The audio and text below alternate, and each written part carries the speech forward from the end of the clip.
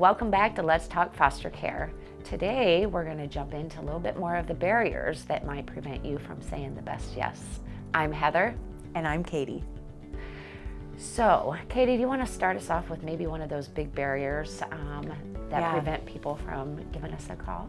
Yeah, as we're out there talking to people, getting more information, they're getting more information. Another big concern that I hear often is when we step into this, and they don't always have the words, but kind of who's walking alongside of us in this? Where's our support? What does this look like? This is scary. And what's it going to look like with the behaviors that these kiddos have? Absolutely. Like the trauma that they have gone through. Absolutely. What do we do with that? And I think that's such a, that couples along with the fact that most people have heard the hard stories. Most people have some experience, whether they heard it on the news or whether they personally know 1 to 10 people who've walked through some of the things that comes with opening your home to kiddos from hard places. And so it's another thing that kind of sets Encourage aside from other agencies is that we are actually one of 3 ministries. Christian Children's Home of Ohio is our residential facility that has been operating since 1969 and actually started our foster care program. And over the years, the need has gotten bigger and bigger and larger, and we branched off as a ministry of Encourage Foster Care. But not only do we have Christian Children's Home of Ohio and Encourage Foster Care, but our third ministry is Encompass Christian Counseling, which walks alongside of Encourage Foster Care to provide intense therapy, counseling sessions, not only for our foster children, but also the foster families. They actually also serve the community and are in our public schools. As I mentioned in an earlier video in this series, TBRI was just a game changer for our family as we were having our eyes opened in our daily life to some of the effects of trauma when these kids walk through hard things. And, we have a place as adults to come in and be that calm for them and help these kiddos work through what they have walked through, which sounds beautiful, but knowing how to do that can be very challenging. And so as we started as a family to get more comfortable with TBRI, it just really helped all of us have some tools there when we needed to help our children feel loved. And again, as Heather highlighted, it's not only the foster kiddos that come in.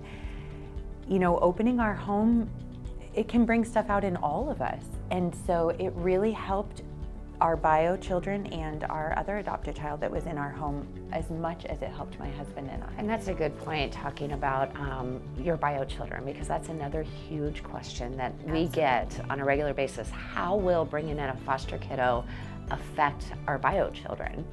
And one thing that I share is really a lot of times it's those bio children that will connect with those foster children at a much different level than foster parents. Yes. They become siblings. They are able to see, maybe how that family operates, how that dynamic works, and just a child grabbing another child's hand and taking them to play is healing in itself. But do you want to speak a little bit, having your own bio children and then bringing in kiddos, how that impacted your family and your kids? Absolutely, and I love that you brought in play, because that's where my mind was going to. One of the big things in TBRI is play is what disarms fear. So these kiddos come in, and understandably so, they are afraid. They've gone through huge life changes already if they've just been removed from their home, let alone other things that could be a part of their experiences. And so, yes, we've talked about animals, other children in the home. That really brings in that play element naturally. So it is a beautiful thing, the way that the other children in your home often grab on. In our case, that happened really quickly. Our children that we already had were so excited to have a younger sibling come No, in. it does cause a heartbreak when they reunify and they leave because they're like, well, where did they go? And so the advice that we give our families for that is simply just to be honest with them. Be as honest and open with your children as you can about what you're doing. I mean, you can simply say their parents are just needing some time for healing, and so they're going to come and they're going to live with us for a while. Absolutely. And that right there just opens their heart to just love on these kids, and they will make impacts on their lives. I think that brings up a really good point too, because depending on the age of your bio children, they're going to process through things a little bit differently. But I know that our older children have started to ask really good questions, and we've been able to have those conversations with them. And even if it is hard, because it will affect your whole family, but that doesn't mean it's a bad thing. And so, you know, we've taken just one of our bio children out for dinner every now and then, or we've taken a couple of them that are asking the same questions, or we're seeing them feeling maybe a little affected. They're not quite sure how to process through it. So you as a parent can step in and say, okay, let's go have a conversation. And it's been really beautiful to see them grow in their own faith, for them to start to understand the world a little differently, for their own hearts to orient towards kiddos that have walked different experiences than they've walked. And so for us, even the places where there's been difficulty or hard conversations, there's also been an opportunity for just real connection and growth for them, and a beautiful place for the Lord to move in them also. And also, my husband and I, we fostered, and so we had 5 bio kids, and it was really hard on them when this kiddo left. Fast forward almost 30 years, and now I have a daughter that fosters, because it touched her so much, all of my kids so much, that when we were able to bring that kiddo into our home and love him like he was our own while he was with us, that they wanted to continue that. And so I really didn't know that was going to happen then, but watching the way they interact with children from all different lifestyles and places, it's a beautiful thing. So I know that there's a lot of fear stepping into this, but again, trust the Lord with your heart and just love and provide that hope and healing for these kiddos. It's truly a beautiful thing. And I want to go back to also, if you do find that you're in a spot where you are struggling to know exactly how to work through this within your home, you do have support. A big thing that we go back to over and over as we're talking with people is we as Encourage are here to walk alongside of you every step. But earlier we highlighted, we also have Encompass Counseling. We also have a residential, we also have an equine therapy program. And we are continuing to grow as a family of ministries in the support that we offer our foster families, the foster children, and their bio children. And I think that is really key. We have been able as a family to plug into resources outside of our home that have helped my husband and I know how to help our children, but also that have helped our children directly when they needed to hear it from somebody that wasn't just us.